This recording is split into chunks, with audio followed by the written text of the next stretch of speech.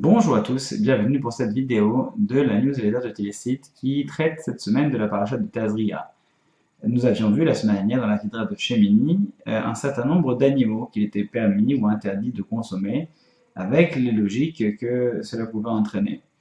Et lorsque le chapitre commençait, on parlait effectivement de l'animal qui était pur, qui pouvait être consommé. Donc on continue, on évolue dans ce chapitre sur la question de la pureté et de l'impureté. Ensuite, à la fin, lorsqu'on a énuméré un certain nombre de principes et un certain nombre d'animaux, on passe à un énième animal qui suit tous les autres, qui est Isha Kitazriya, lorsqu'une dame va enfanter. Et une question qui est saisissante posée par le Midrash, qui va être, mais pourquoi est-ce que l'homme, c'est-à-dire l'humain, a été placé après les animaux? Dans le cas de la pureté, on parle de tous les animaux, on parle des volailles, on parle du règne marin, on parle des rampants, on parle de tout, on va parler des chauves-souris, et après tout cela, Ishaki Tazria, lorsqu'une femme enfantera, lorsqu'elle aura conçu, etc., le temps qu'elle devra rester avant de regagner sa couche, etc. Bref. Mais la question c'est, la question que nous allons essayer auquel nous allons essayer de réfléchir, c'est pourquoi est-ce que l'homme est cité en dernier? Il y a une phrase qui est dite à propos de l'homme dans les psaumes, dans les Télim, qui est Achor vakedem seratani. Je l'ai façonné à l'avant comme à l'arrière. C'est-à-dire, sur cette avant comme arrière, Achor vakedem, et arrière comme avant, il y aura plusieurs explications. On dira que l'homme est né en réalité homme et femme, androgyne. D'autres diront donc, ça veut dire pourquoi devant et derrière, c'est-à-dire qu'il y avait une face qui était viable à devant et une face viable, en fait, il était des deux côtés. Et d'autres explications, et une qui dira, Achar Vakedem, je l'ai créé en premier et en dernier, c'est ça, devant et derrière, à l'avant et à l'arrière. J'ai créé en premier et en dernier, et c'est expliqué pourquoi est-ce qu'il est ici cité en dernier, après les animaux.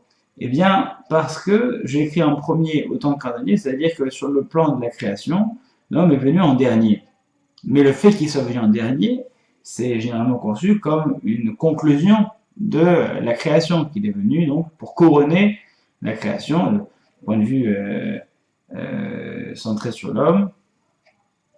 Donc, lorsque on a la perspective humaine, c'est-à-dire que tout le reste a été créé pour que l'homme puisse arriver dans un monde qui est déjà créé, et donc l'homme est en haut de la chaîne alimentaire, de la chaîne de la création, et tout le reste n'est qu'une préparation à la venue de l'homme.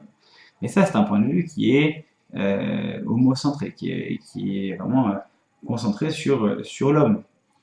Et si on se place du point de vue de la nature, ce Midrash continue en disant mais si tu te comportes de la manière dont l'homme est capable de se comporter, alors on te considérera comme ayant été créé en premier, c'est-à-dire en premier en haut de la création. Ça ne veut pas dire en premier chronologiquement, mais en tout cas en tout premier, c'est-à-dire tout en haut de la chaîne de la création, parce que tu es l'aboutissement de tout. Si par contre tu te comportes comme un élément de la nature qui ne fait pas fonctionner ses ressources, c'est-à-dire qui n'utilise pas la singularité de l'humain, et donc tu te comportes comme un animal qui ne fait pas usage de son intellect et de son âme, puisqu'il n'en a pas, en tout cas d'âme, eh bien, dans ce cas-là, tu es celui qui a été créé en dernier. Dans ce cas-là, même le moustique, le plus petit moustique, la plus petite création t'a précédé, et tu n'as pas de droit de préséance sur quoi que ce soit. C'est ça, Achor Vekelem. Tu as été créé en premier comme en dernier, en haut comme en bas de la chaîne. Tout dépend de la manière dont tu te comportes. Si tu es méritant, alors c'est le monde qui a été créé pour toi. Si par contre tu te comportes de manière dont tu démérites, eh bien tu as été créé après la plus petite des bestioles. Et ce serait dans cette logique-là qu'il y a au début du Bereshit, donc tout un chapitre, plusieurs chapitres qui sont réservés à l'homme et à son histoire, mais dans notre Sidra de Tazria, eh bien l'homme est placé après l'animal sur le plan de la nature et de ce qui est pur et impur.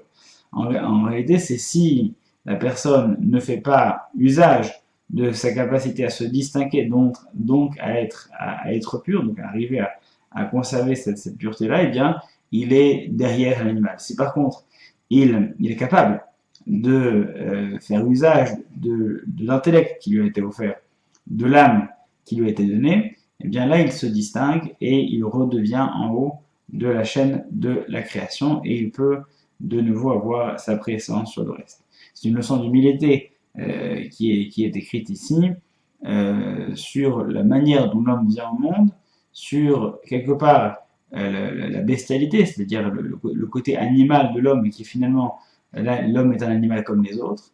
Mais d'un autre côté, si l'homme fait usage de sa spiritualité, il peut être un ange comme les autres. Donc, en fonction de la manière dont il a été façonné, et surtout la manière dont il s'en sert, eh bien, il est capable du meilleur comme du pire.